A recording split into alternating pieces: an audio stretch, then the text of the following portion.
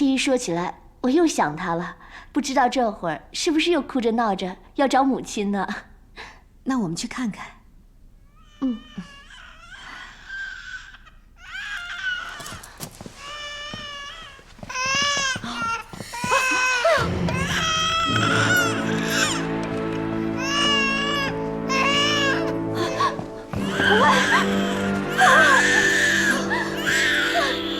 红儿，快传御医！诺，你为何要打弟弟？母后，你怎么能忍心打自己的亲弟弟？无缘无故，何以闹成皇子受伤这种事？到底发生了什么事？乳母，你说。奴婢该死。当时奴婢与巧巧去拿食物给2位皇子，谁知回来听到2皇子在哭，我们进去一看，就发现2皇子的额头上有伤，而什么？而大皇子手里的腰骨上有血。陛下，臣妾没有冤枉大皇子。巧巧，乳母所言是否属实？你无需顾忌，看到什么就说什么，知无不言就好。诺，确如乳母所言，但奴婢并未亲眼看见大皇子打2皇子。那寝殿里还有别人吗？当时确实只有2位皇子在场，而且染血腰骨也却在大皇子手中。菊儿一向温顺，怎会发生今日这种事？你常说菊儿熟读圣贤，这是兄弟既息，何乐且战吗？菊儿幼萌不识人事，今日之事，皆因臣妾治家不严，教子无方，求陛下责罚。责罚你，菊儿就会长进吗？他小小年纪就残害兄弟，长大了岂不？如今发生这样的事情，臣妾也无话可说。臣妾只求陛下保重龙体，切勿动怒。幸好御医医治及时，红儿的额头不会留下伤疤。可怜红儿，一定疼痛难当。我的红儿，小小年纪就受这般折磨，臣妾倒希望大皇子打的是臣妾。菊儿所作所为有违孝悌，背弃人伦，实在可恶，绝不能纵容。他人在何处？臣妾已罚他在传德殿静思己过。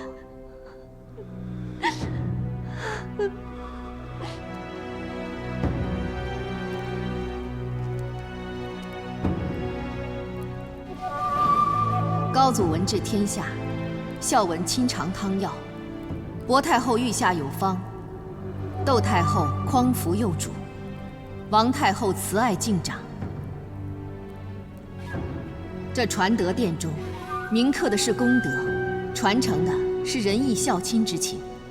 今日你就在此好好反省，想想先人教导，想想自己错在哪里。若是想出来，便跪下向先祖认错。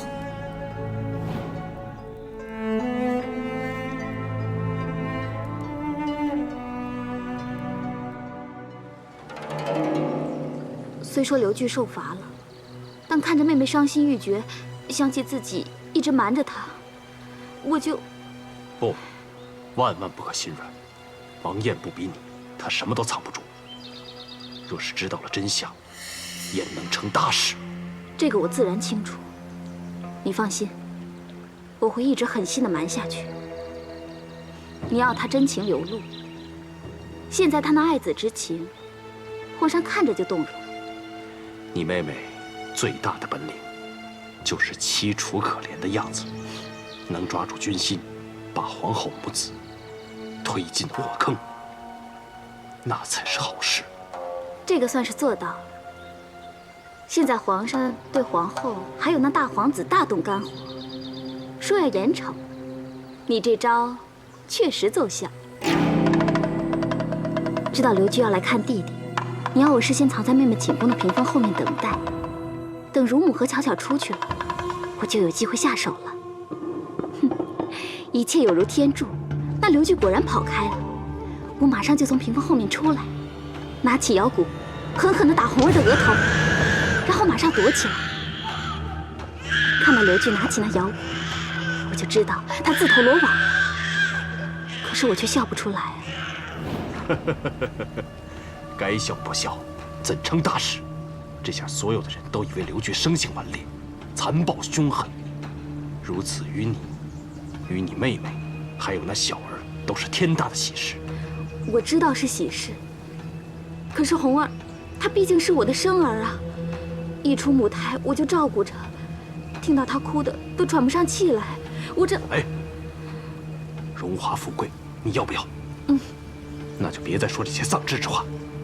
过些时日，我再给你们使一个此消彼长之法，到时候你妹妹和那生儿的权势富贵都会此消彼长。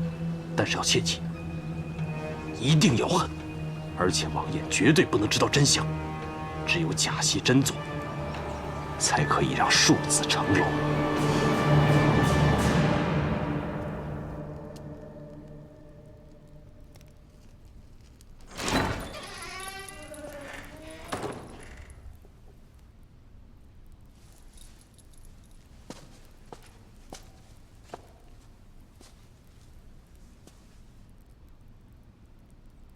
参见母后。你为何不跪？母后，你说要我想想自己错在哪里，若是想出来，便跪下向先祖认错。但儿臣没有错，找不到跪的理由。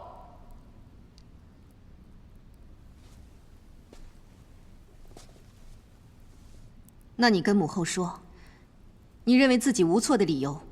儿臣喜欢弟弟，看到弟弟哭，便拿摇鼓来逗弟弟笑，却看到弟弟额上流血了。儿臣不明白，更不明白的是，为什么母后和其他人都骂儿臣？母后，儿臣这里好疼。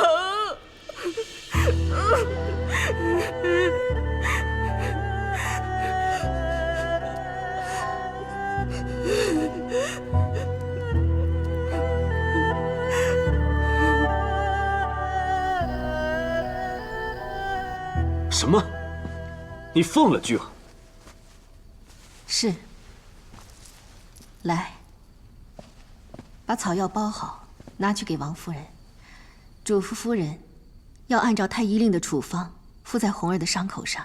诺。巨儿承认伤了红儿，有悔过吗？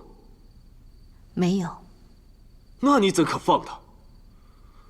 皇后不是说过，要巨儿静思己过吗？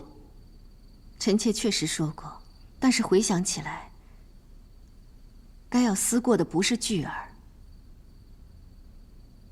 而是臣妾自己。你即使再自责教子无方，又有何用？现在该做的事，就是教好儿子，要让儿子明白孝悌之道。臣妾之过，不在于教子无方。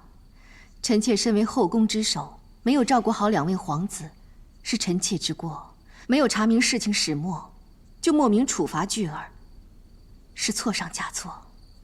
作为母亲，没有体察儿子的心情，没有细听他的冤屈，没有信任他，更是大错特错。皇后言下之意，难道是王夫人使计伤害自己的孩子，在污蔑巨儿？臣妾并无此意。臣妾只是不想在没有真凭实据之前，就定论是巨儿之错。当日寝殿并无他人，巨儿手执染血摇鼓，这是你自己的侍女巧巧的供词，难道还不算凭据？王夫人入宫3年，素性怯懦单纯，不懂撒谎。朕单凭她一个眼神，就知道她的心思。她最近憔悴难过，全是真情真意，怎么可能伤害骨肉来诬陷巨儿？陛下，臣妾从未怀疑过王夫人。母子连心，王夫人难过是假办不了的。何况哪里有母亲会忍心向亲生骨肉下毒手，事后还能振振有词？既然如此，王夫人冤枉巨儿就更说不过去了。皇后对巨儿不处不罚，就不怕落下护子徇私之名吗？王夫人入宫3年，陛下已体察入微，知他孰真孰假。可臣妾与巨儿7年母子，巨儿的品性，臣妾更是了解。巨儿一向爱护弟弟，怎么可能忍心去伤害他？陛下，臣妾看到巨儿一脸的无助，哪像是不知悔改，惧怕责罚而撒谎强辩。巨儿一向稳重，朕也不愿相信是他所为。可人证物证皆指向他，叫朕如何不信呢？陛下，可知道巨儿在传德殿对臣妾说过什么？巨儿按住胸前，说他真的好疼。疼？巨儿也受伤了？巨儿说的是他心疼。他说见到弟弟受伤流血，他心疼；见到母后为他忧心难过，他心疼。可是他最心疼的，是一向疼爱他的父皇，竟然不相信他。巨儿问臣妾：“父皇是不是真的相信他会伤害弟弟？你真的相信你这个儿子会忍心伤害弟弟吗？”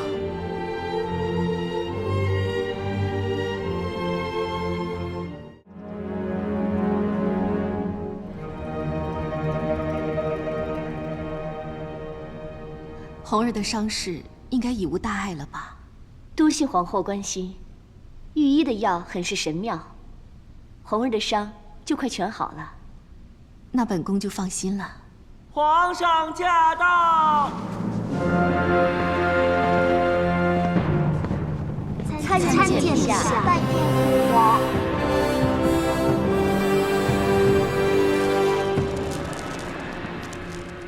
平身吧。谢陛下。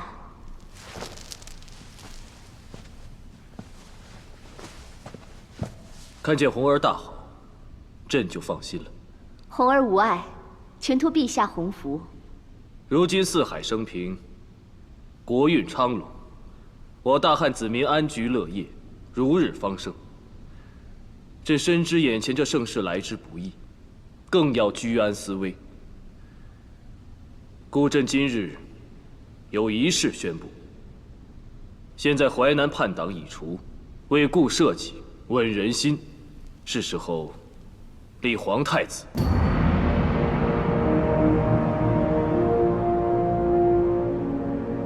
当年高祖皇帝定我大汉江山，何其威武！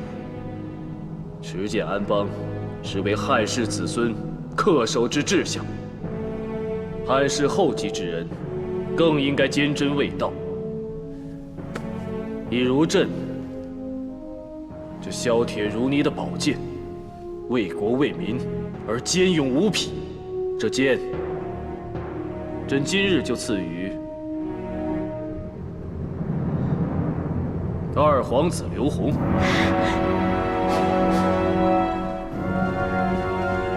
谢陛下，臣妾代红儿谢陛下隆恩。免礼了。希望红儿长大以后，可用此至强利剑相助兄长，安邦定国，兴我大汉。菊儿，父皇立你为太子，你可有信心担此名威啊？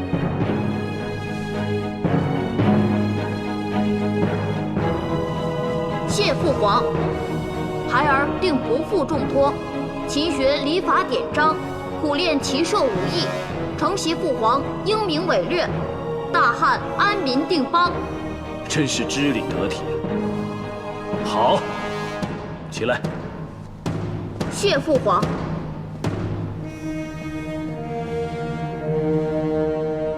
谢陛下对巨儿的信任。朕此举又何止是信任巨儿？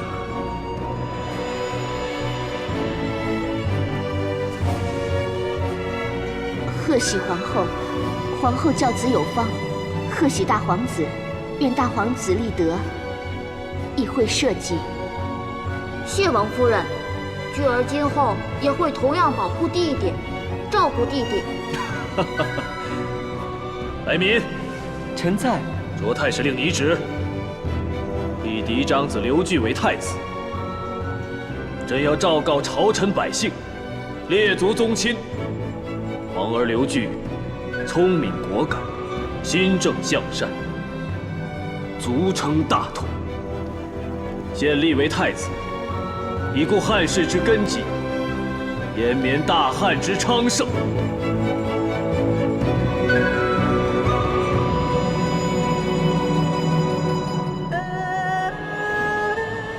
姐姐但说无妨。那就请陛下受平阳之言了。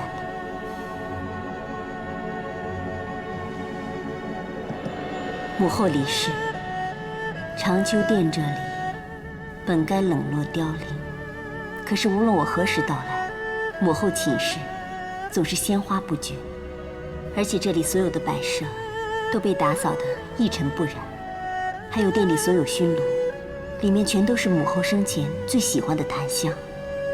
弟弟可知这份心意是何人的？当然是皇后的心意。王夫人爱君爱子是小爱，皇后心怀母后，待你我行孝，爱君而及君之所爱，是为大爱。传立太子，按礼法，当然应是皇后所出的嫡子。何况，一如父皇遗训，能否兄勇弟恭，在于其母贤德。请陛下无需过虑，早确立人选，便早安定人心，免去不必要的争端。姐姐观人愚微，分析入情入理，毫无偏颇，心思比朕透彻。为大汉社稷，为母后，为我们姐弟亲情，臣只是以陛下为先，什么误会嫌隙都不可以掩没。你我手足之情。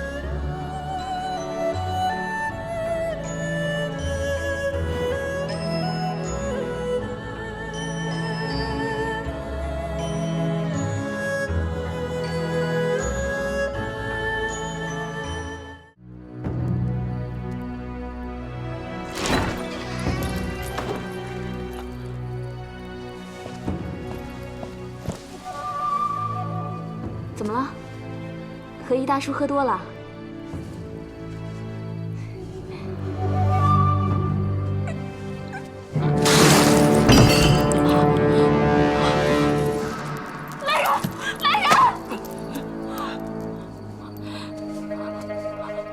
不行，我得去请义工。不要去，此事不能够外扬。为什么？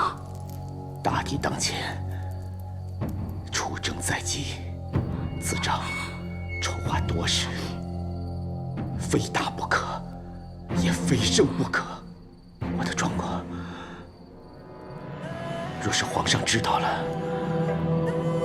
为保此战胜算，或会阵前易帅。才是祸悔，是一定要易帅。以你现在的身子，不留下来好好调养，难道还想挂帅出征？只有建功立业，才能保住我大将军之位。也正因我位高权重，才能保姐姐，还有那处立为太子的巨儿。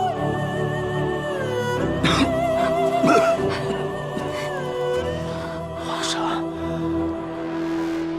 用人为才，这是无可厚非。但是朝廷后宫总会潜藏豺狼虎豹，恩宠权位一朝变异，谁能预计后果如何呀？你是顾虑周全，但这已经不是第一次了。嘉儿，难道你身子抱恙已久？你只是一直隐瞒着我？我知道你怕我担心，我不怪你隐瞒。但是你现在这个状况，怎谈建功立业？去兵骁勇善战，由他挂帅，一样可以立战功，保皇后，助太子。去兵用兵布阵，确有天分，但毕竟太年轻了，我担心他大战轻敌，犯下兵家大忌。这只是你的猜测而已。去兵年少气盛，却手握兵权，除了我如今以舅父和大将军的身份压他，军中再无人可以制衡他。如若他决策失误，或是遇上了不服命的老将，这后果不堪设想。情势如此，我不能不去呀。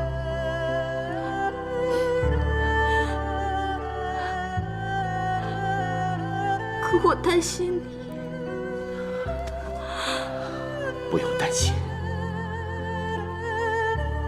能打此仗，已经使我精神百倍，重新抖擞。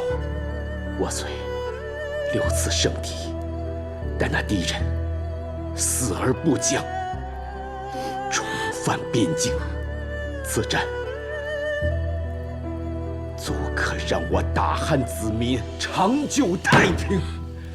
试问，有几人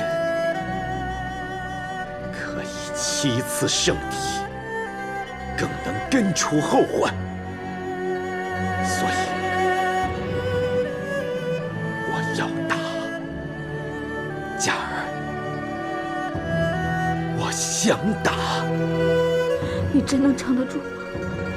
我只是偶感风寒，才旧病复发，只要多加调理，我一定会没事的。可是你此事我必替我隐瞒，这个秘密谁都不能透露，尤其是不能让我姐姐知道。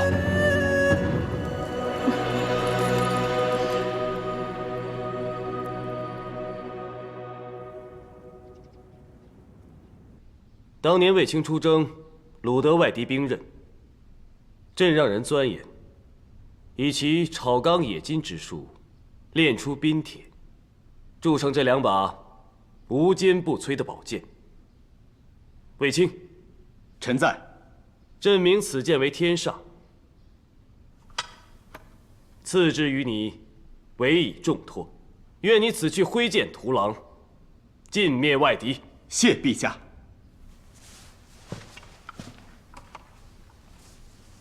取兵，臣在。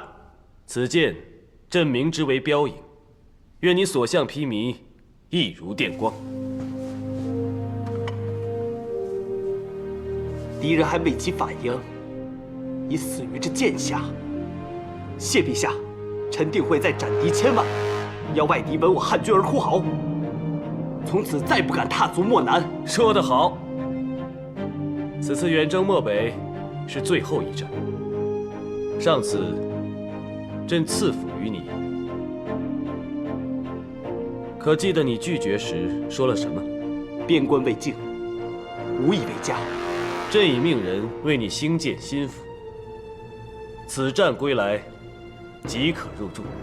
谢陛下，臣定以此剑进边关，让外敌从此绝迹，以报陛下隆恩。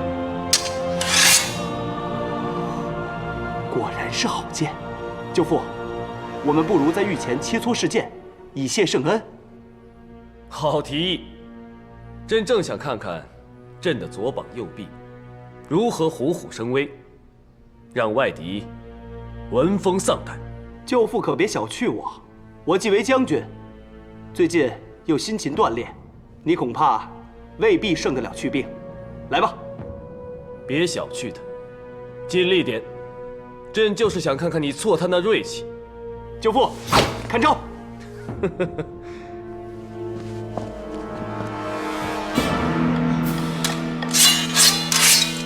大将军，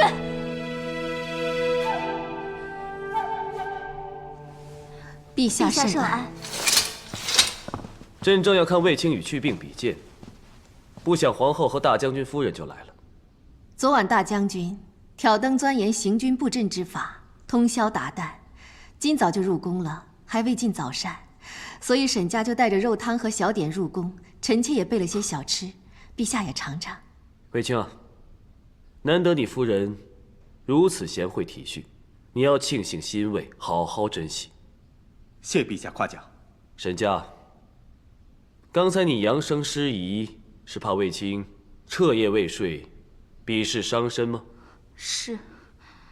你宽心吧，卫青驰骋沙场，浴血杀敌，日夜兼程，少睡一觉，少吃一餐，根本视若寻常，不碍事的。沈家知道，让陛下见笑了。沈家准备了一些暖胃醒神的小点，不知陛下可否赏脸品尝？舅母啊，陛下刚刚御赐一把新剑，难得今日我与舅父可以切磋剑法，不如我们先试剑，然后再尝那些汤羹小吃。汤凉了就不好喝了。说得对，臣妾做的蒸饼也不能放。去病，你不是说过最爱吃姨母做的蒸饼吗？你还要吃吗？要吃，当然要吃啊。那就请陛下恕臣妾打扰之罪，不要枉费臣妾一个早上的心血。好，卫青晚些还要去马场清点战马，那就改日再试剑吧。诺。谢陛下。舅母，有没有酒啊？舅父与我灌以酒送蒸饼啊。你想酒想疯了？你姨母舅母是来送早膳的，喝什么酒啊？啊！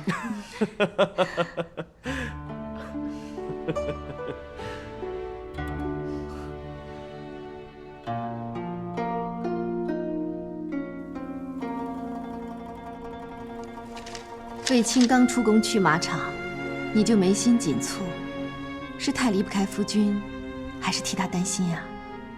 没什么，只是一大早就出来，现在有点挂念3个孩子了。但我恐怕还得要你多挂念一会儿。今天见你做的肉骨汤，大家都喜欢，想让你教教我，这样卫青和去病出征之前，我也做给他们尝尝。我还想在汤中加点花，你帮我选。配花？同样的汤，我总不能照搬你的手艺啊，总得想点新意出来。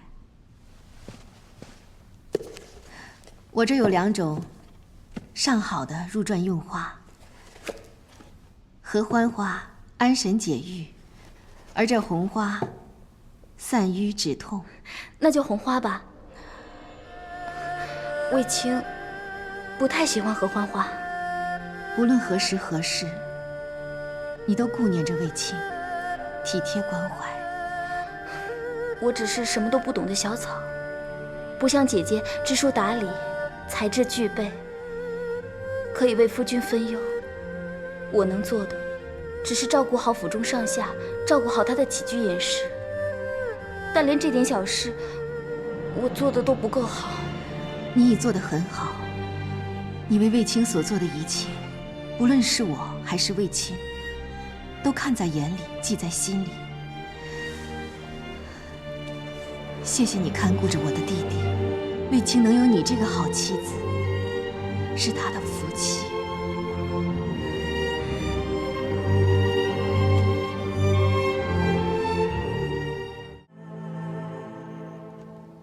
上次沈家做了这汤，谁尝过了都说好，所以我学着做了。来尝尝，看有没有沈家做的好。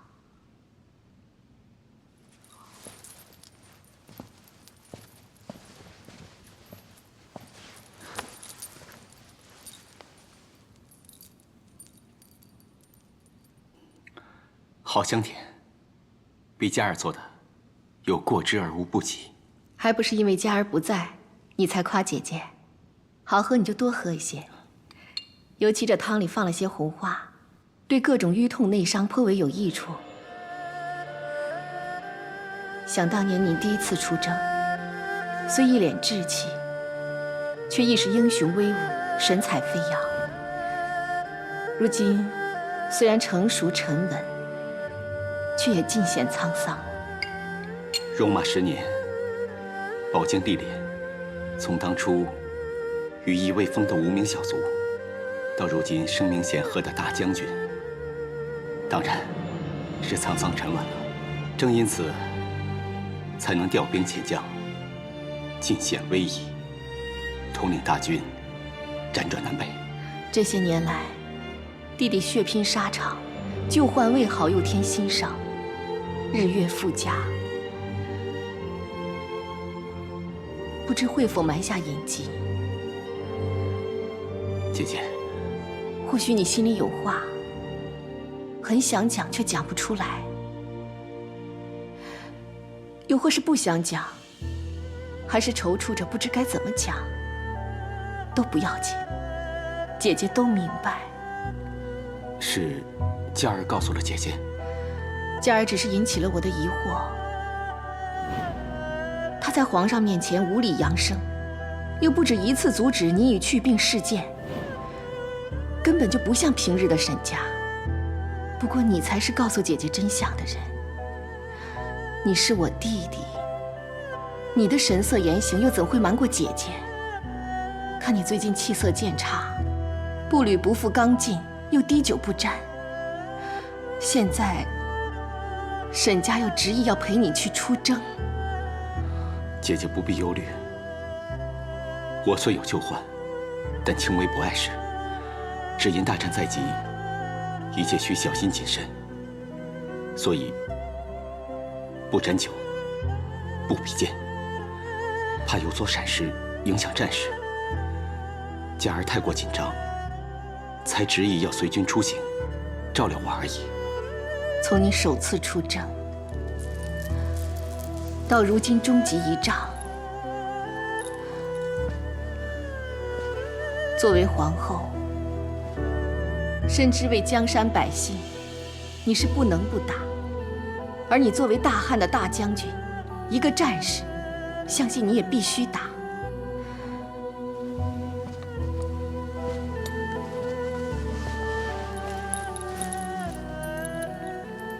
但我更知道，你为国为民之外，也是为袁大哥扬名显祖的心愿，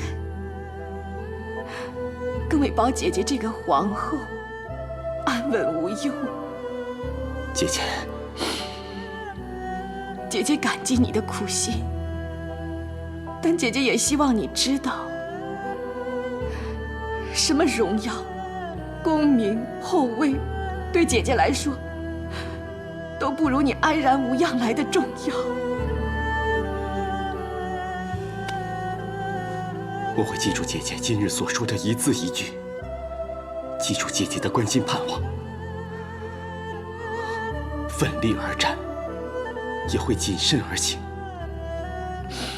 姐姐就安心等着我扫平外患，边疆报捷，再次大胜而归吧。好，到天下臣民振衣鼓乐，喜迎工匠凯旋而归时，姐姐要见你，踏着刚劲如昔的步伐回到姐姐身边。弟弟定不负皇上和姐姐所托，决胜大漠，安然而归，建立太平盛世。好，姐姐会在你出征期间，为你绣一件长寿绣袍，佑弟弟如意平安，福泽安康，让你释驾归朝，卸去重担，好好享受你用这半生血汗打下来的太平盛世。好。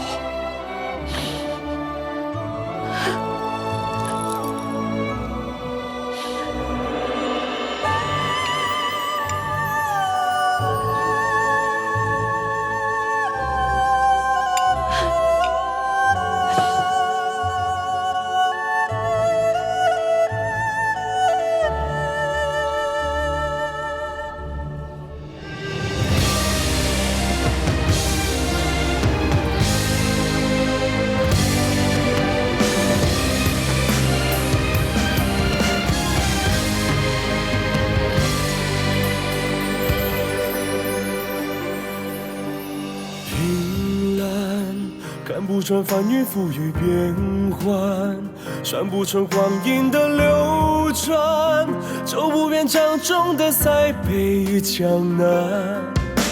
诗篇写不完千头万绪纠缠，数不尽百转千回循环，道不尽一生的荣耀与悲欢。有多少能永远？多年后天后风流都如海，守护着江山背后铭记台，任岁月改朝换代，唯有义无可替代，繁华四海在天地间盛开。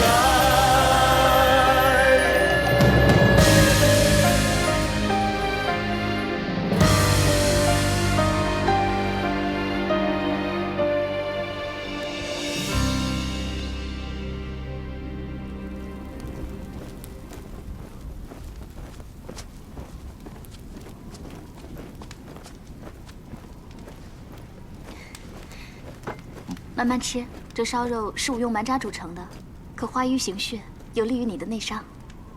啊，你也一起吃吧。我煮的时候已经吃过了。啊，哎，佳儿，歇会儿吧。我不累，能陪在你身边就好。佳儿，成婚多年，多亏有你贴心照顾，料理家务，让府中上下井井有条，3个孩儿茁壮成长。我能后顾无忧地拼战沙场，全因为有你的牺牲和付出。这都是我为人妻子的分内之事。能在夫君身后分忧，是佳儿最大的幸福。佳儿，这么多年来，让你受委屈了。但无论如何，我想让你知道，我是你可以把秘密、性命都交托的生死至亲的妻子。来，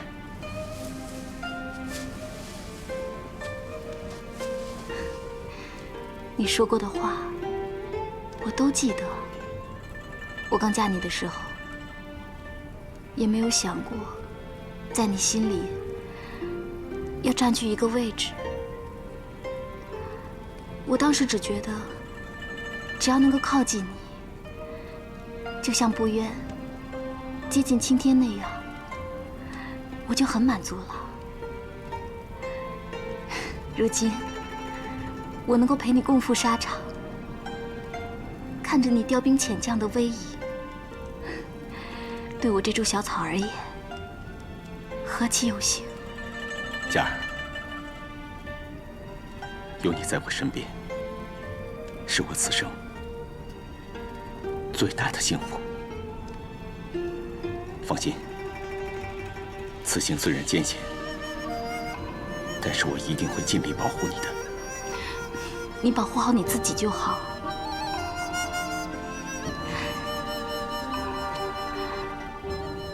在我眼里、心里都只有你。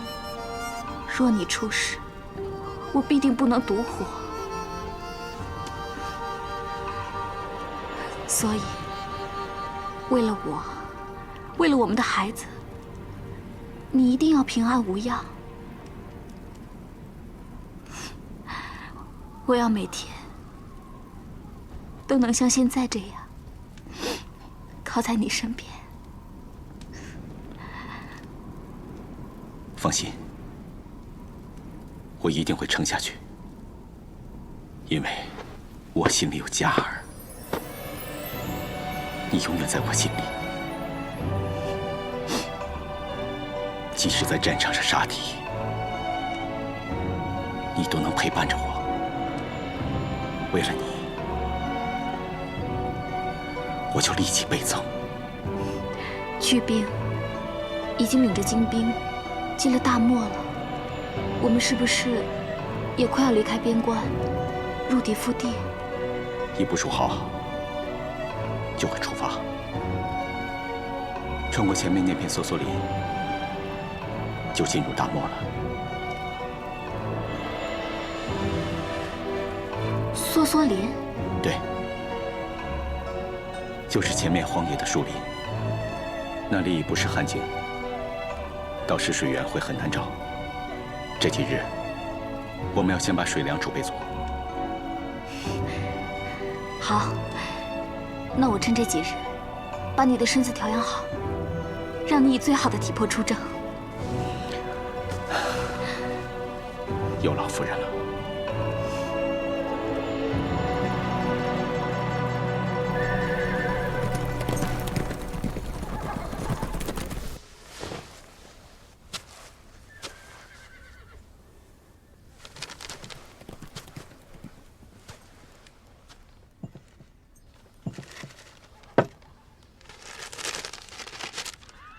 夫君，我趁你巡营时离开，求你见谅。昨夜你说附近有梭梭林，我开心的彻夜难眠。我听易叔叔说，梭梭林中有一种肉松茸，专治虚劳内伤。我问过义工了，原来各种正佳鸡块得这肉松茸即消，但中原还有此药。既然梭梭林就在眼前，那夫君的伤患也有灵药可治了。原谅我擅作主张，我知道你会担心我的安危，不会让我去，所以未事先告知。你说过，家草是出生的芦草，生生不息，经风吹雨打仍昂首不惧。我要为你做这样的一株家草，不用担心，我很快就回来。傻家儿，傻家儿！梭梭林附近外敌频繁出没，你若遇到他们怎么办？我怎么办？我可怎么帮你呀？出了什么事？大将军，收到塞外探子急报，敌军主力原来早已转移，并没有与冠军后的东路军交锋，而是向我方扑来。想不到军情会有这种失误，该死！陛下请息怒，如今最重要的是如何再调配大军。我们的精兵都集中于去病的军队中，卫青兵马数目远远逊于敌军，不能硬碰。陛下，臣以为，不如让卫青留守定襄郡，待去病的兵马抵达狼居胥山，乱了敌军部署，再一起出发，围攻赵信城。万万不可！若卫青留守，必坏了兵将士气，这是行军大忌。如今趁军将士气高昂，就该立刻出发，让卫青先行应战，拖延敌军。同时派人急告去病前去包抄，让敌军措手不及，才有胜算。陛下，精兵都不在卫青军中，怕是拖延不了几日就被外敌。不会，卫青骁勇善战，布阵如神，之前6次大胜，这次也断不会让朕失望。朕相信卫青的坚毅，也相信去病的机灵，他们会明白此仗的重要。只能进，不能守，更不能退。此仗只能进，不能守，更不能退。我们稍作调配，便开进大漠，与外敌决一死战。但为何突然改调我做右护卫，而派他公孙敖去做前锋？明明我李广才是皇上指定的前将军。李将军，我知你作战勇猛，经验极其丰富，但是此次大战我们要深入沙漠，长途跋涉，皇上也担心你年纪不轻，身体吃不消。是皇上担心，还是你有私心？天下人都知道公孙敖与你有救命之恩。李广，你可知你已犯下不敬之罪？我李家几代都是忠良，我儿子李敢还跟着你外甥霍去病出生入死。我们李家论军功，绝不在他人之下。他公孙敖若有什么功绩，也大可数出来。你派公孙敖做前锋，无非是要助他领功复爵罢了。李广，我以大将军之命，命你速速领兵，随时准备出发。这是军令。遵命。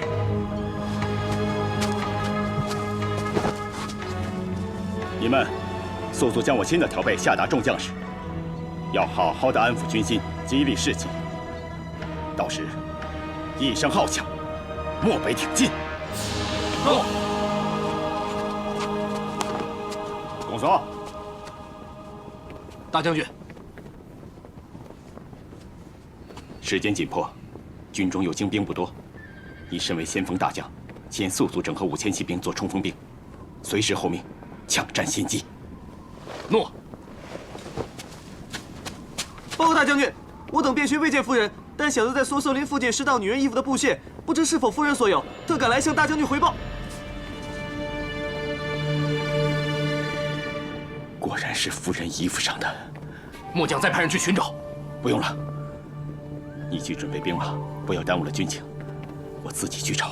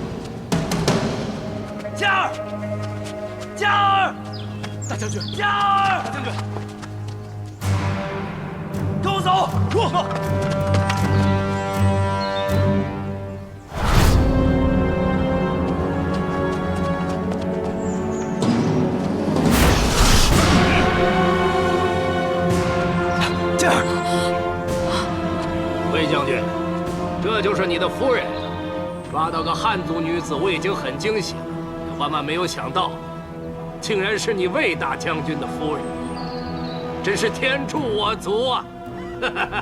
既然你知道她是谁，还不赶快放人？放了她可以，你赶快退兵，退回雁门关，交还肃芳郡，否则你就等着为他收尸吧。夫君，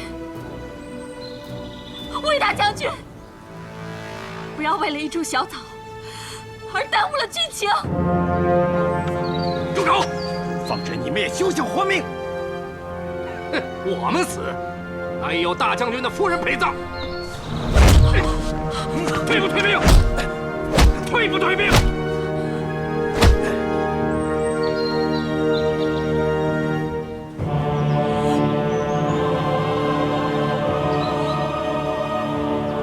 嘉儿不要！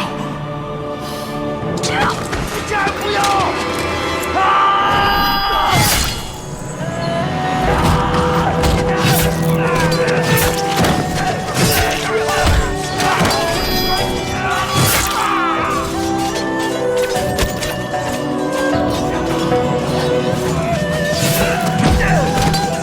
夫人，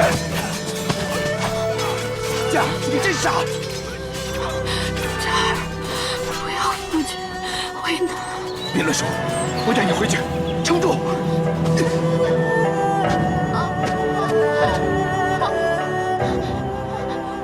我擦了药，可是你的内伤。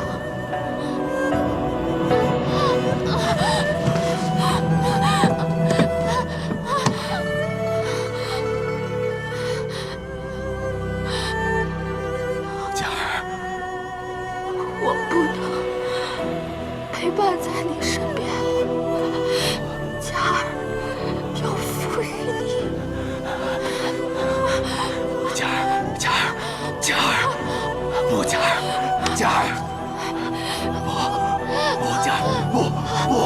佳儿，佳儿，佳儿！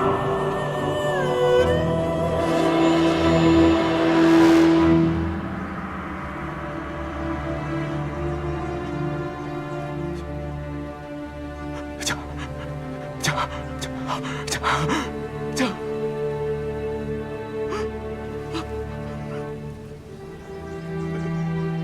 佳儿！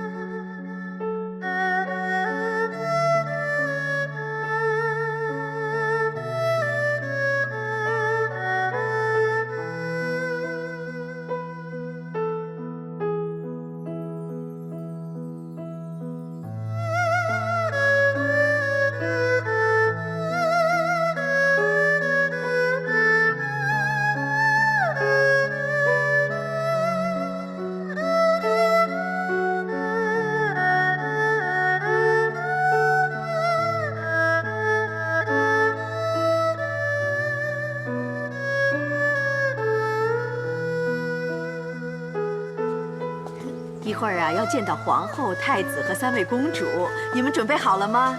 准备好了，我们会给皇后背诵诗经，绝不捣蛋。哎，这就对了，要乖，要守礼。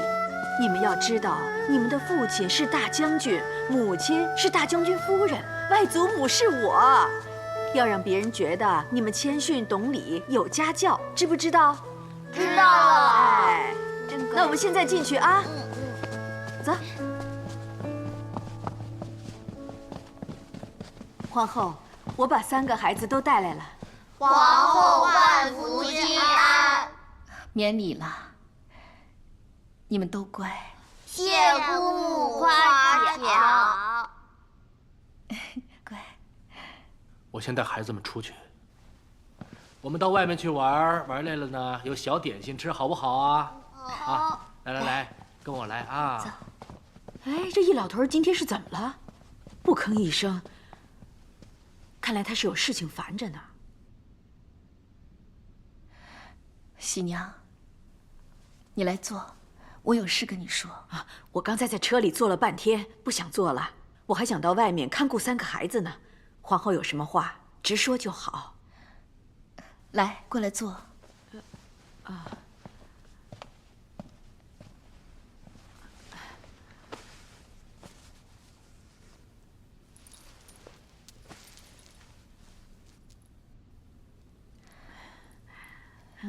喜娘啊，佳儿她去了。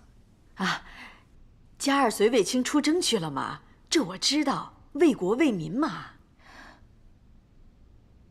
我是说，啊，佳儿她去了，回不来了。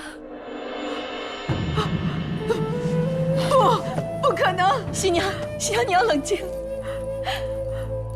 不会的，不会的，佳儿说她很快就会回来，她答应过我的。我的佳儿最孝顺，她不会骗我的，不会的，不会的。喜娘，沈家被外敌挟持，为保卫清河军队，当场自尽。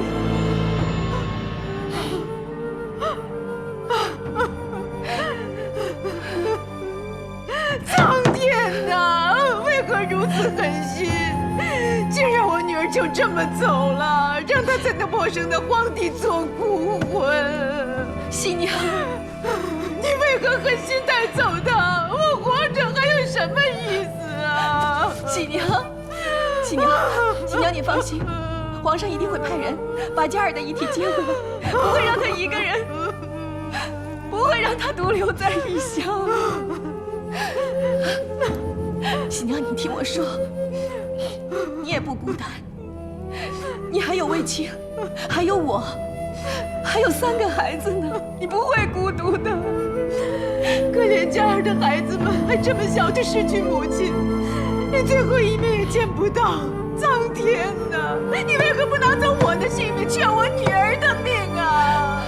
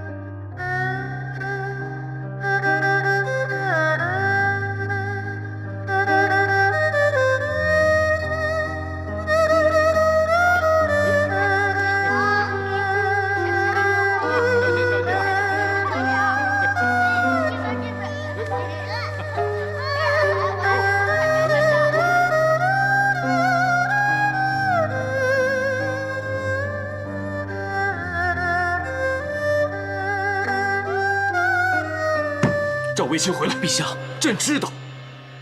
卫青痛失爱妻，定想杀敌报仇，但开战以来已是一搏3折。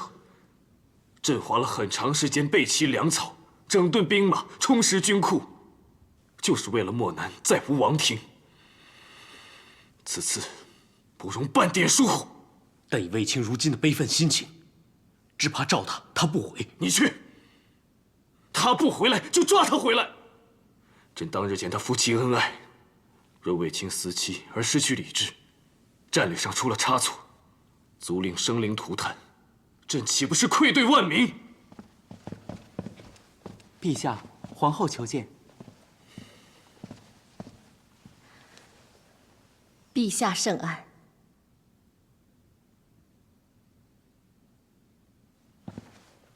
子父，你痛失亲人，一定很难过。你怎么不好好休息呢？陛下，子父知道不该干涉朝政之事，但此次关乎臣妾弟弟，敢问陛下，准备如何处理前线战事？卫青虽然6战6胜，但这次朕要召他回来，改以去病统领全军。因为此战，臣妾明白。正因弟弟情深，亲睹爱妻惨死，悲怆之间或失理智，留在军中，恐生巨祸。但召其回来，却也怕难成其事。只是，若卫青能够摒去忧伤，冷静领军，陛下可会改变初衷。他是朕的干城大将，他若能胜任，朕自然不想撤换他。但当前局势严峻，又关乎他的至亲之情，恐怕不能如你我所愿。卫青不单是陛下的干城大将，也是臣妾的弟弟。臣妾与陛下一样，都希望能转危为安。此事可否交给臣妾处理？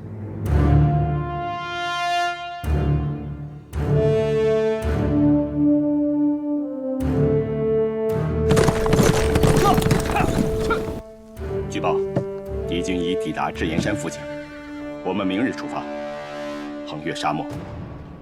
正面突击，打他们个措手不及。公孙敖，在。你与我共领先锋部队，直奔敌军主力。诺。李广、赵世基，在。你二军从东路出发，掩护先锋部队侧翼。抵达漠北之后，主力攻击敌军左侧卫。诺。末将定不负大将军所望。其余人等随时待命，等候出发。诺。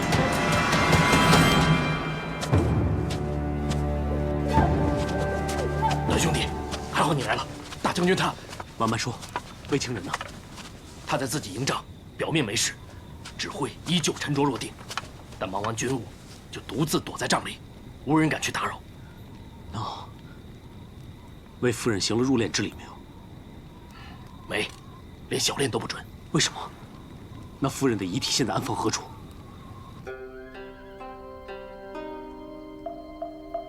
谢谢你采的肉松茸，真的有用。这2日，我气息畅顺，精神多了。你平日嘱咐我要多吃的东西，我也都记得。你的话，我一直默记于心。等我打了胜仗，就陪你一起游四海江船，看潮汐涨退，好不好？我也不要再做你的什么晴天，我也要做一株家草，与你同风同雨。卫青，你知不知道自己在做什么？我在与我夫人谈心。她有回应你吗？她在休息。你这样会惊扰到她，你还是走吧。卫青，你看看你自己，你是大将军，手握万人生死。我不是如常调兵遣将吗？我有犯过什么错误吗？这就是错。你做什么？他的脸是冰的，他已经死了。不，他不会死。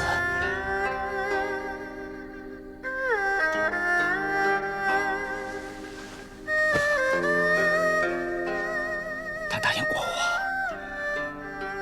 会一直陪着我。他担心我的身子，才随军出征，为了替我采药，才冒险出营。要冒险打仗的人是我，要吃过黄沙的人也应该是我。他怎么会死呢？大哥明白。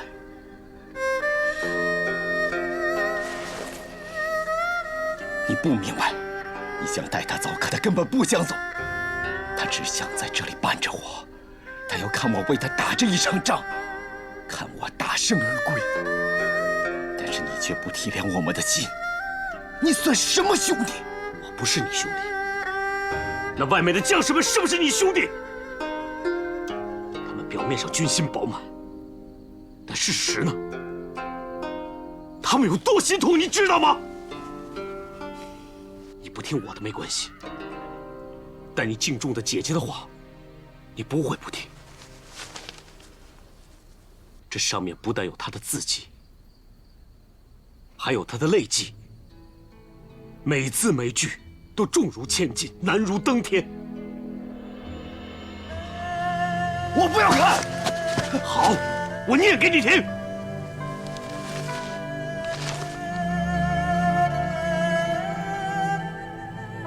吾弟一人一去。不要！此刻你定是心中悲痛。你我姐弟情深，所伤所痛，我也感同身受。即使你已是统领兵马的大将军，但作为你的姐姐，能与你亲近如初，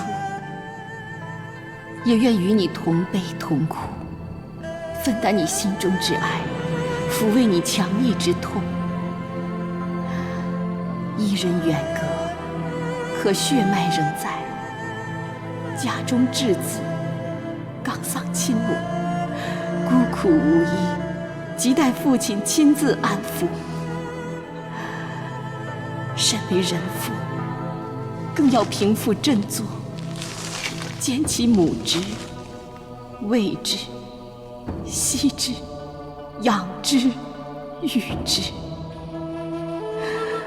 还有喜娘，痛失相依相靠的爱女，悲痛欲绝，难以释怀，正待女婿无虞而归，替家儿尽未尽之孝。忆往昔，浓浓蝗虫，重重难关，到如今种种荣耀，你都与我相扶相守。若我孤弱一身，如何撑过风霜雨露？弟弟，不止家儿，姐姐也急需要你。伊人已去，但大敌当前，需要你的不止至亲，还有大汉将士与天下百姓。姐姐盼你早出困局，莫因仇恨乱了心智，莫因离情误了苍生，更别让家儿枉死大墓。姐自负气肃。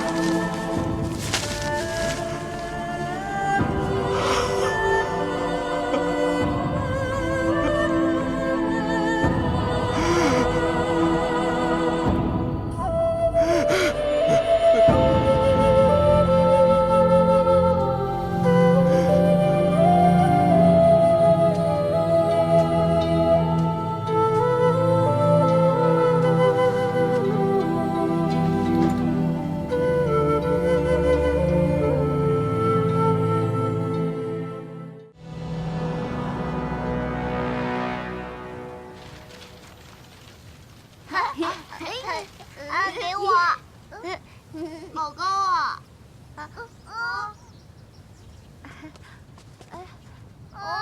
不愿飞走了，姑母，不愿飞走了。姑母，你说过，只要我们把不愿牵在手中，母亲就与我们同在。现在它飞走了，那母亲是不是不要我们了？母亲是不是不要我们了？母亲不是不要你们了，她只是飞得高了，去了另一个地方，看着你们，保护你们。一只小小的不愿，可以在青天的怀抱里翱翔，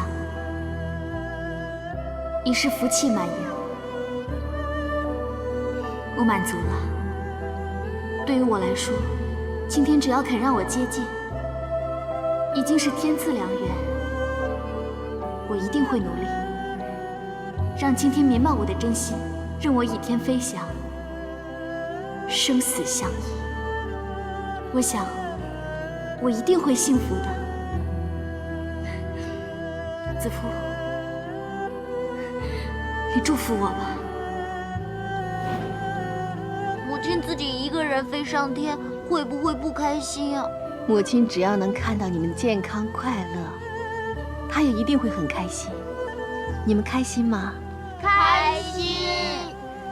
你们开心，母亲就开心。你说会努力让青天明白你的真心，任你倚天飞翔，生死相依。你已经如愿了，应该无憾了。陛下圣安。免礼了。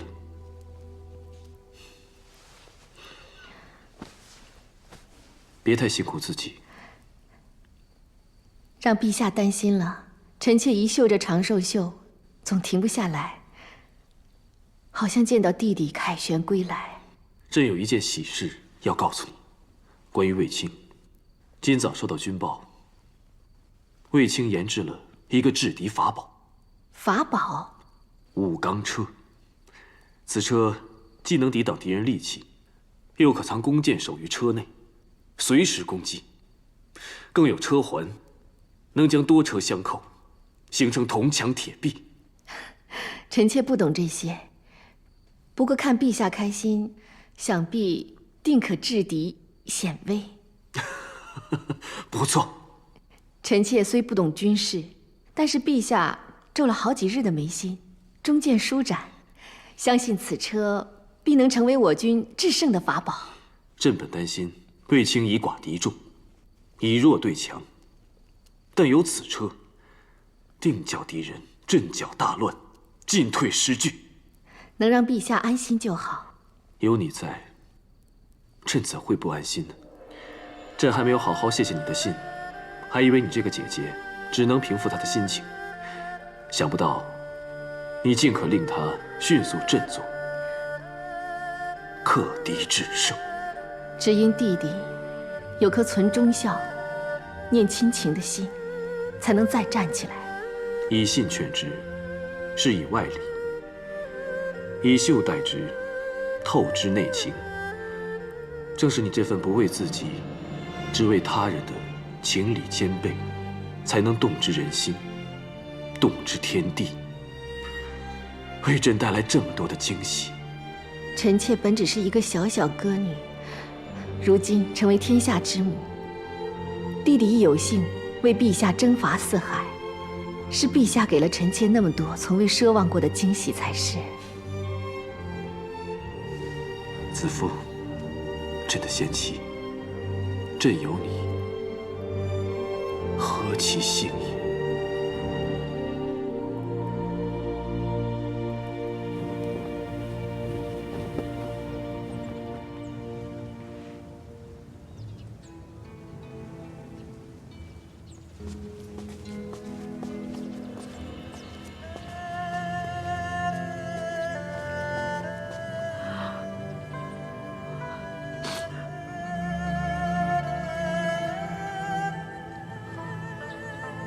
段大哥，谢谢你带嘉儿回来，她终于回家了。我答应过卫青，把夫人护送回来，能不辱命就好。多年来，我们没有难处，你都会在，你都会相助。我视你为妹妹，卫青为弟弟，既是兄妹情深，何须多言？谢皇后亲临。喜娘别这么说，她是我的弟妇，也是我的姐妹。嘉儿终于回来了，你也要小心身体，别太费神。嘉儿一定希望你像从前一样开开心心、无顾忌地活着。我知道。相信需要时间舒缓。刚才他一见官酒，都快哭昏过去了，在内堂躺到现在。嘉儿是生也荣，死也荣。皇上亲赐了金缕玉衣，今日我要带弟弟为嘉儿行大殓之礼，重新加衣厚葬。那就开始大殓之礼吧。另外，后棺木已在内堂备好，孩子们在里面帮忙准备陪葬之物。张大人留步啊！张大人，张大人。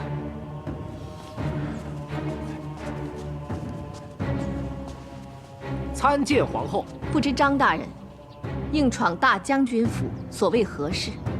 回皇后，臣绝无不敬之心。今日实因职责所在，臣不得不来此，带走一个人。大胆袁奎，嗜血杀人，潜逃至今，还不露出真面目，速速就绑！张大人可有误会，他不是袁奎，是易寒，是皇上亲封的长者易寒。易寒？哼，好一个长者易寒！袁奎，你藏得还真够深呀，连皇上皇后都敢隐瞒，可知这更是欺君死罪。杀人欺君之罪，非同小可。张大人可有证据？当然有，把人证带进来。诺。参见皇后。夏仆夜，你可否看清楚，此人是否袁奎？正是袁奎。当年我抓捕他时，还被他所伤，但是最后让他逃走了。别以为你是做官的就可以血口喷人，你以为你是谁呀？我女儿为国捐躯，今日是她大殓之礼，你却带人闯我灵堂，坏我大礼，对我女儿毫无尊重。你说你居心何在？我并无不敬之意，只是什么？你随便带个贼眉鼠眼的人来污指易寒，就可以带走他吗？他可是皇上亲封的长者，大将军和皇后更视他为亲人。他要是杀了人，就没有天理了。你无凭无据就想把人抓走，休想！法之当头，杀人偿命，有何不可？今日我就是要带走这个逃犯。你，新娘，慢着！张汤，你说并无不敬，但大将军位在你之上，你明知道今日大将军夫人返家设灵，你没向官旧吊唁施祭，没向家属致哀慰问，却带兵进来抓人，其中礼数何在？敬意何在？臣一心追捕逃犯，只怕让其再逃脱，所以疏忽了礼节，还望皇后息怒恕罪。你执法以严，无可厚非，但法之拟立，本为保民安民，所以也要因时制宜，法中留情。大将军的外姑刚立丧女之痛，你无半点体察劝慰，还出手推撞，岂是合情安民之举？臣不敢。大将军正以身犯险，决战大漠，为我大汉子民安身立命。大将军夫人忠义不屈，宁死不为外敌所胁。若因你莽撞，令太夫人跌倒受伤，如何向大将军交代？是臣大错了，请皇后恕罪。幸好未成大过，我就暂且饶你。谢皇后，但敢问皇后，那逃逸多年的杀人犯，又当如何处置？易叔叔，你对他们的指控，可有片言只字回应？回皇后，小的无话可说。那么，你真是袁奎？我的确是袁奎。不，你真是疯了吗？你怎么连自己的名字也记不住啊？啊！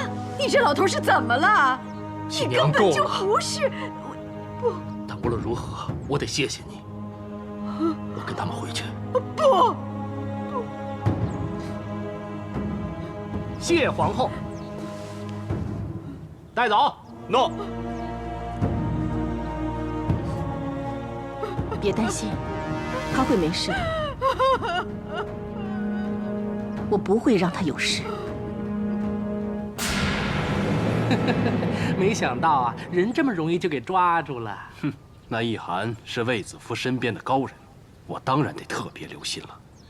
一个如此闲散无所畏惧之人，当日却见着一个小官就慌张躲避，其中必有隐情。果然，我三言两语就把那易涵见不得人的老底儿都翻了出来。哼，没想到那个夏勇想立功升官都想疯了。于是我就提点他几句挡煞高升之法，哼，他还真就乖乖照做，跑到张汤那里告发了易涵。我在长安城外就听说张汤是有名的铁面无私、视法为天、不认情理。看来呀，这次终于可以灭了皇后的亲信。你说这个人值多少啊？此人对我而言一文不值。但若在皇帝忧心战况之时，卫子夫却不知趣，要他网开一面救自己的心腹，哼，皇帝必然心生厌烦。啊，那不如我们再放些风声出去。这样一个杀人犯藏在皇后身边多年，那岂不就是皇后徇私枉法、存心包庇、无法无天了？再让王爷向那狗皇帝吹点耳边风，那妖女皇后就会与他的羽翼一起水尽尸身，魏家之名必被玷污。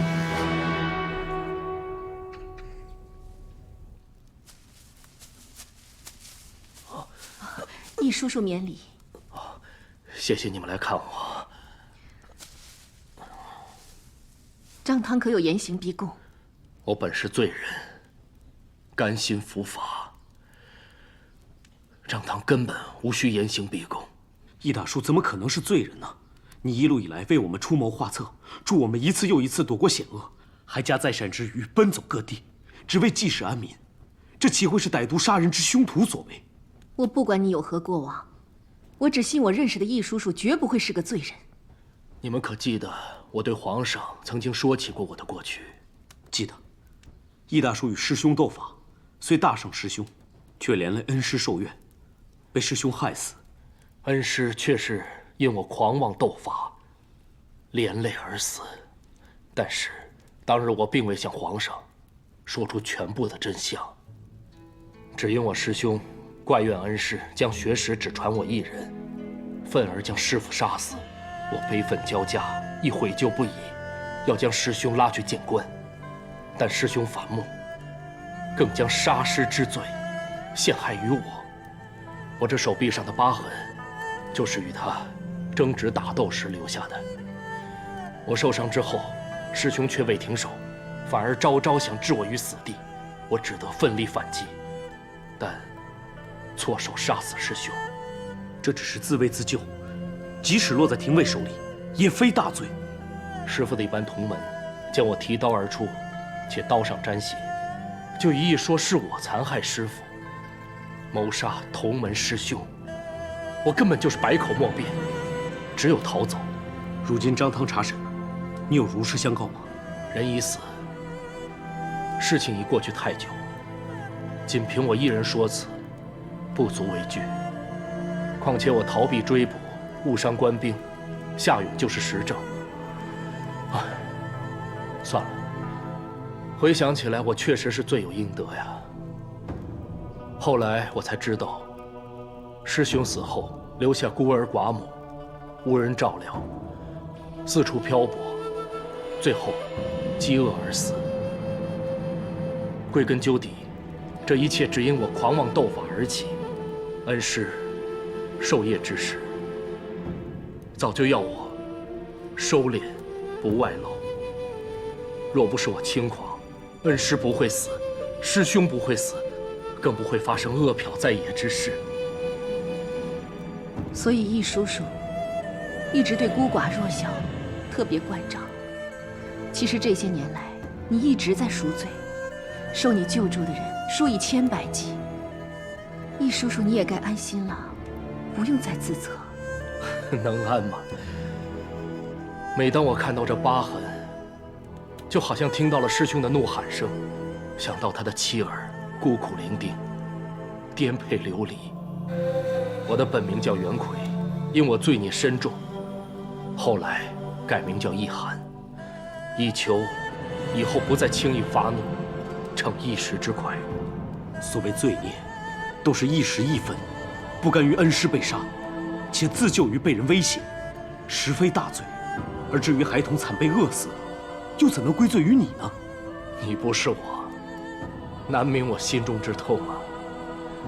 我苟且多年，算是苍天恩惠，给我救孤助贫的机会，也算是弥补了一点过错。如今前世被戒，因而伏法，也算是解脱了。易叔叔，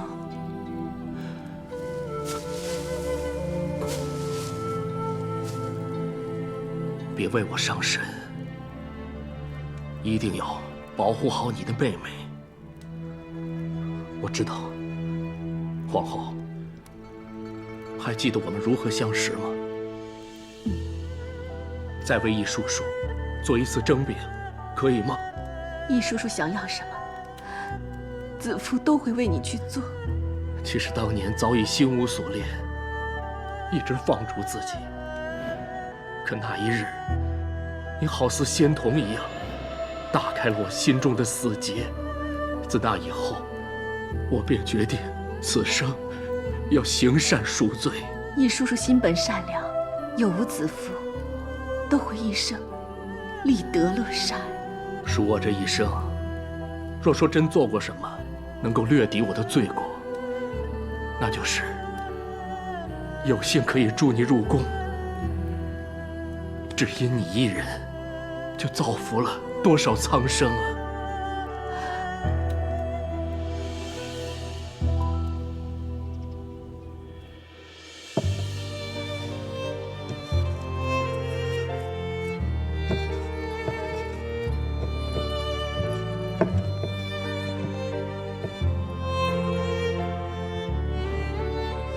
当年要是没有易叔叔吐出枣斧，让沈家滑倒，我散发相扶，我怎么能够被皇上宠幸？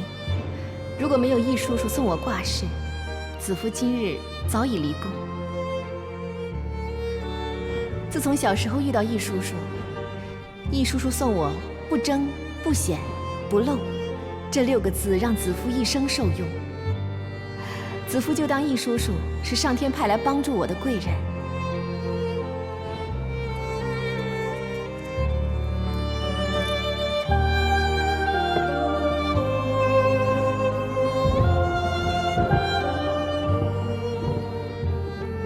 皇后持伞，急求上苍，天降甘霖，佑我万民啊！皇后持伞，天降甘霖啊！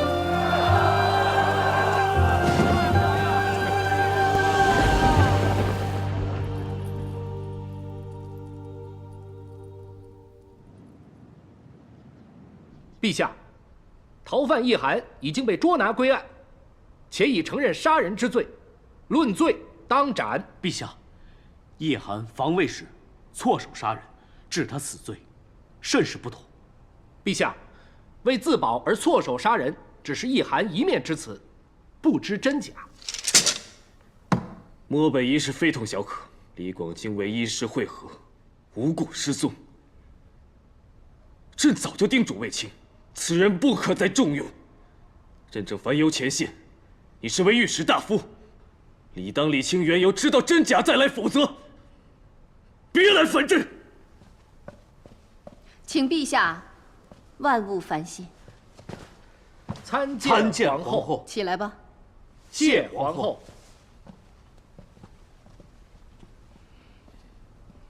陛下圣安。朕现在忙着边关战事，不想再谈易涵一案，皇后不用为他求情了。陛下睿智英明，定有公断，臣妾又怎会妨碍平添陛下的烦恼？只是希望陛下能听臣妾说8个字。说吧。罪不可恕，易涵该死。你此说可有理据因由？即使易涵曾现寻水之法，帮助各处郡县找出水源，拯救苍生，可他毕竟杀死残害恩师之人，于法不可容。难道易涵之功竟抵不上他误杀之罪？不错，纵使易涵当日解民困、济其语，保帝后之名，免万民迷信，可他毕竟曾经误杀，且百词莫辩而拒不逃逸，罪不可恕。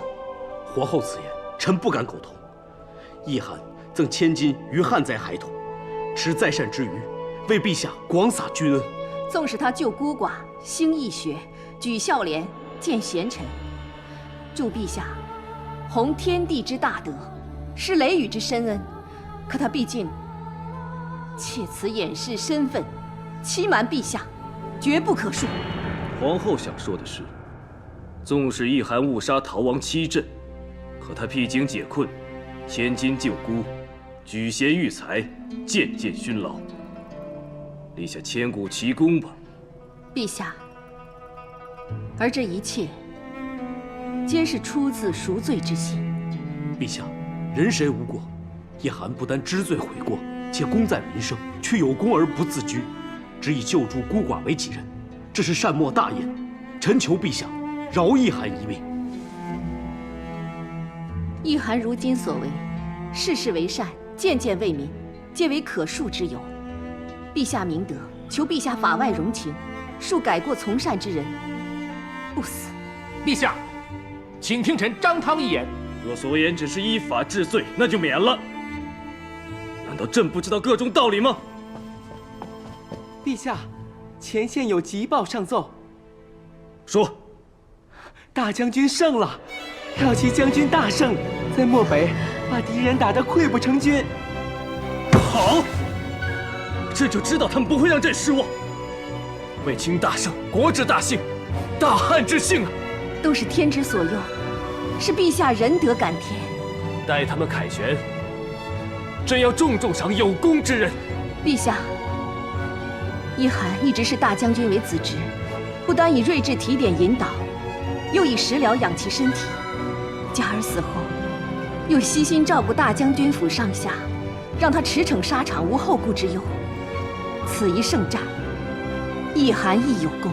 这么说来，大将军府的婢女家丁都有一份功了。皇子犯法都与草民同罪，一涵虽有功，但人命关天，加上欺君之死罪，绝不可徇私。公罪不可混而谈之，以罪论之。杀人本该偿命，欺君更是不可容。不过，朕得四海，因承天命。此次汉军大胜，乃天佑我大汉，助我将士，为报天恩，佑我汉室。朕要推恩天下。御史大夫张汤，臣在。为朕传诏：汉军大胜，普天同庆。凡犯罪者，家有孤寡的，赦；误杀误伤的，赦；自卫杀人的，赦；案件超过15载，情由难考的，赦；心有悔意的，赦；曾中病苦的，赦。你可记清楚？臣记清楚，一切遵陛下之命。臣妾谢陛下。谢陛下。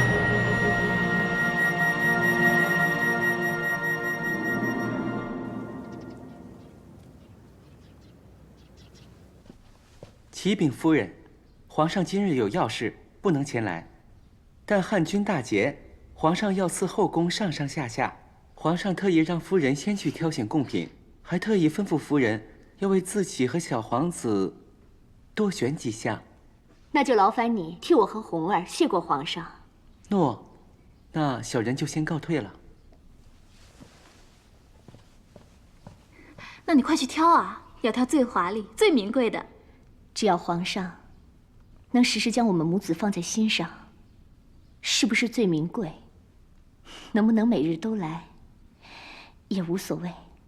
你可不能就此懈怠，皇上要日日来才好。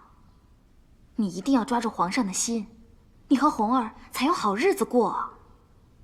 哎，这袁叔还是没有按约来见面，要抓住皇上，要有他的妙计呀。这几次约定，他一次都没有来。罢了罢了，他自称是高人，却次次失败，定是无颜再见咱们了。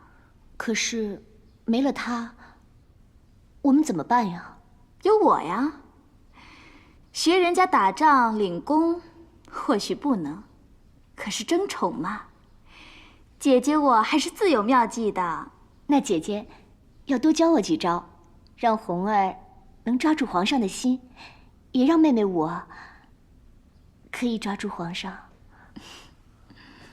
说真的，我们这么走了，宫里那2个女人怎么办呀？那狗皇帝承天之佑，为家得势，天时地利人和三者不得，天不利我，即使留着这无用之族，也于事无补啊。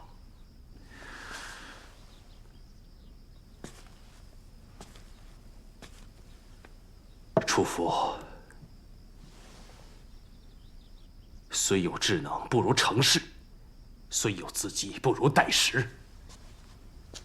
待我有朝一日时机成熟，我会再回来，到时一并发力，定让那卫子夫臭名一世。哼，是了是了，你志坚意定，我自当舍命相陪就是了。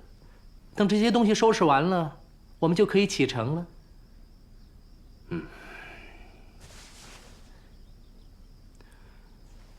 放进箧司中。哟，这什么好东西啊？我可从来没见过。哎，别碰，这是我送给你师姐的物品。哦，你是怕触景伤情，一直都不敢拿出来看，是吗？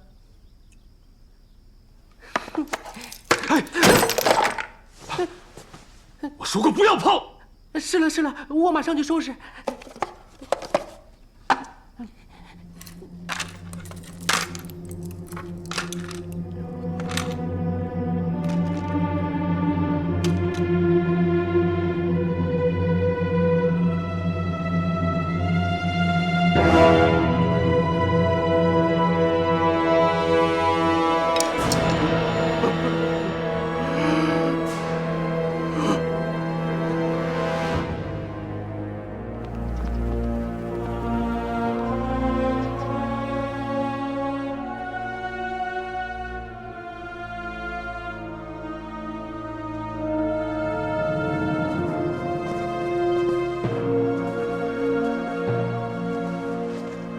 参见陛下，皇后。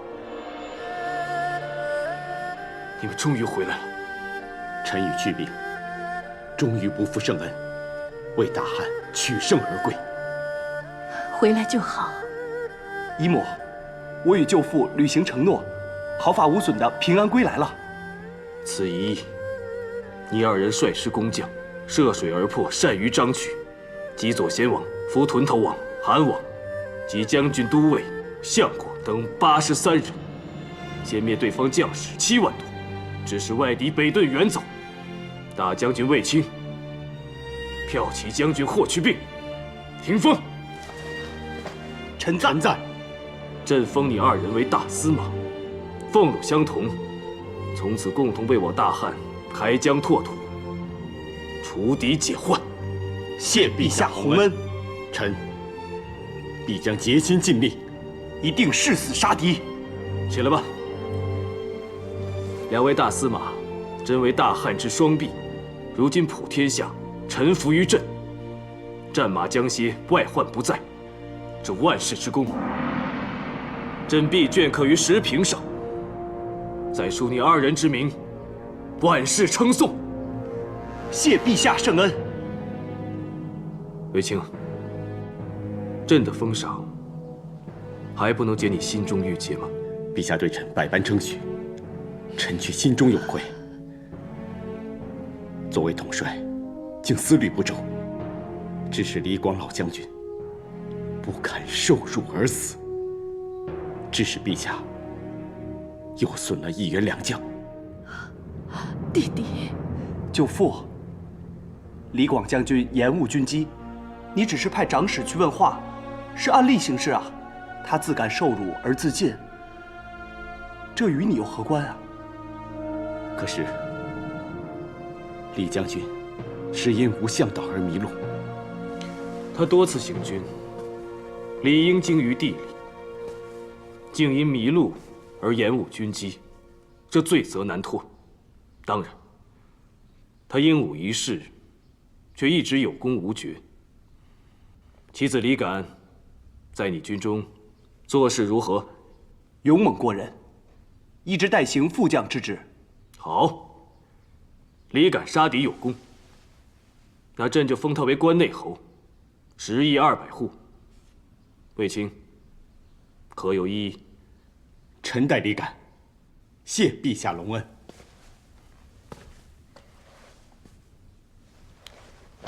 进入这传德殿，便是一家人，不必拘束礼仪。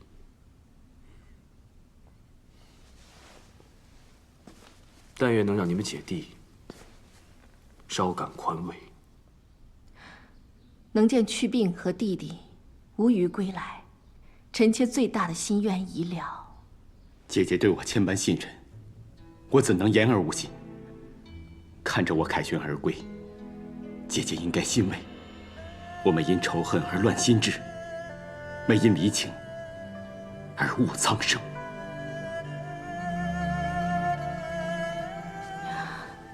我一介女辈，最在乎的不是这盔甲上洒了多少外敌的鲜血，而是他为我弟弟挡下了多少刀光剑影。姐姐，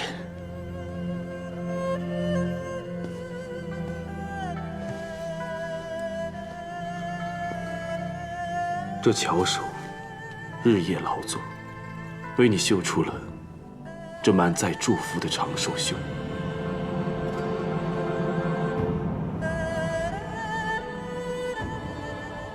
你也终于可以看他卸下盔甲，为他披上你的祝愿了。可嘉儿却看不到了。若无他，我早已不知身在何处。得他所佑，我卫青才有今天的功绩。嘉儿生前幸福，死时英烈，身后荣耀。而弟弟如今平安归来，他如此一生，已是无憾了。沈家在天之灵，见你功勋盖世，定感欣慰。